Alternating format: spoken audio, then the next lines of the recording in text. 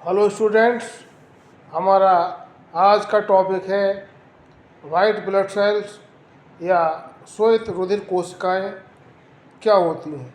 तो आइए बिना देर किए हुए शुरू करते हैं। वाइट ब्लड सेल्स को श्वेत रक्त कणिकाएं, वाइट ब्लड कॉर्पस्कल्स या ल्यूकोसाइट्स के नाम से भी जाना जाता है। वाइट ब्लड सेल्स की खोज विलियम एडिसन और गैब्रियल एंड्रेल नामक साइंटिस्ट के द्वारा की गई थी। हमारे शरीर में वाइट ब्लड सेल्स का निर्माण red bone marrow, lymph node एवं स्प्लीन में होता है और ये WBCs लिम्फ सिस्टम या ब्लड में ही मृत्यु को प्राप्त भी हो जाती है, अर्थात WBCs की डेथ लिम्फ सिस्टम या ब्लड में ही होती है। अब बात करें कि शरीर में इनकी संख्या कितनी होती है, तो WBCs की शरीर में संख्या 6000 से लेकर 8000 प्रति घन मिलीमीटर रक्त पाई जाती है, अर्थात 6000 to 8000 पर mm³ ऑफ ब्लड ये पाई जाती है और इनका जीवन काल 13 से लेकर 20 दिन 13 to 20 डेज का होता है। ये जो WBCs होती हैं ये हमारे शरीर में मौजूद एक प्रकार के सुपर हीरो होते हैं जो हमारे शरीर को इन्फेक्शन से बचाते हैं। इन्फेक्शन के समय WBCs इंक्रीज हो जाते हैं। जैसे किसी शहर में दंगा होता है तो प्रशासन तुरंत पुलिस भेज देता है। ठीक उसी भांति बॉडी में इन्फेक्शन के समय WBCs की संख्या बढ़ जाती है और ये हमारे शरीर को उस इन्फेक्शन से बचाने का कार्य करते हैं। तो एक तरह से ये हमारे बॉडी गार्ड का कार्य करते हैं। बॉडी के संपूर्ण ब्लड में इनकी मात्रा केवल 1% होती है और क्योंकि इनमें कोई पिगमेंट नहीं होता है जिसके कारण इन्हें वाइट ब्लड सेल्स भी कहा जाता है। WBCs में न्यूक्लियस प्रेजेंट होता है जबकि RBCs में न्यूक्लियस एब्सेंट होता है।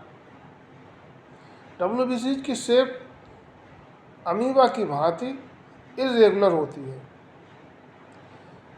जब किसी कारणवश शरीर में WBCs की संख्या बढ़ने लगती है तब मेडिकल साइंस की भाषा में यह कंडीशन कहलाती है ल्यूकोसाइटोसिस, और जब किसी कारणवश बॉडी में WBCs की संख्या कम होने लगती है तब इस कंडीशन को कहते हैं ल्यूकोपीनिया। और जब बॉडी में WBCs की संख्या अत्यधिक बढ़ जाती है या अत्यधिक बढ़ने लगती है तब यह कंडीशन कहलाती है ब्लड कैंसर। अब बात करते हैं टाइप्स ऑफ WBCs या WBCs के कितने प्रकार होते हैं, WBC कितने प्रकार की होती है। तो इनके मुख्य रूप से 2 प्रकार हैं। नंबर 1 है ग्रेनुलोसाइट्स और नंबर 2 है एग्रेनुलोसाइट्स। तो पहला लेते हैं ग्रेनुलोसाइट्स क्या होते हैं। तो जो ये ग्रेनुलोसाइट्स होते हैं इनके साइटोप्लाज्म में ग्रेनुल्स पाए जाते हैं और ये ग्रेनुलोसाइट्स 3 प्रकार के होते हैं। पहला होता है न्यूट्रोफिल। जो ये न्यूट्रोफिल टाइप की WBCs होती हैं इनका कार्य होता है शरीर की देखभाल करना।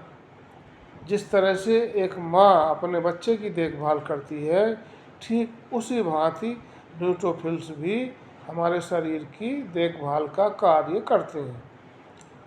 और टोटल WBCs की संख्या की बात करें तो उसमें न्यूट्रोफिल की संख्या होती है 60 to 65%, अर्थात 60 to 65% ऑफ टोटल WBCs कौन होते हैं? न्यूट्रोफिल।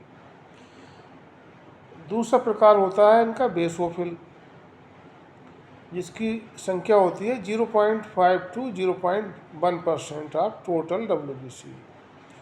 और तीसरा प्रकार होता है इनका स्नोफिल या एसिडोफिल, और इसकी संख्या होती है 2 to 3% ऑफ टोटल WBC, या कुल WBCs का 2 से लेकर 3% कौन होते हैं? स्नोफिल या एसिडोफिल।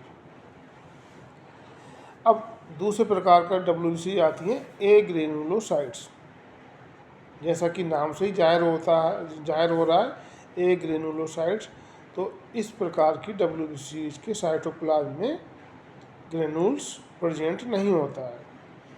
अब इनके भी 2 प्रकार हैं। पहला है मोनोसाइट्स। जो मोनोसाइट्स होते हैं वो 6 to 8% ऑफ टोटल WBCs होते हैं और इनका साइज लार्ज होता है। और दूसरा प्रकार होता है इनका लिम्फोसाइट्स। जो लिम्फोसाइट्स होते हैं वो 20 to 25% ऑफ टोटल WBCs होते हैं, अर्थात लिम्फोसाइट्स 20 से लेकर 25% तक होते हैं कुल WBCs का। तो ये थी संक्षिप्त में WBCs या वाइट ब्लड सेल्स के बारे में जानकारी, जो बोर्ड एग्ज़ाम 2025 में बच्चे बैठेंगे बोर्ड के एग्ज़ाम में, उनके लिए बहुत ही यूजफुल है बायोलॉजी के जो स्टूडेंट्स हैं। तो आशा करते हैं हमारा ये वीडियो आपको ज्ञानवर्धक लगा होगा, अच्छा लगा होगा।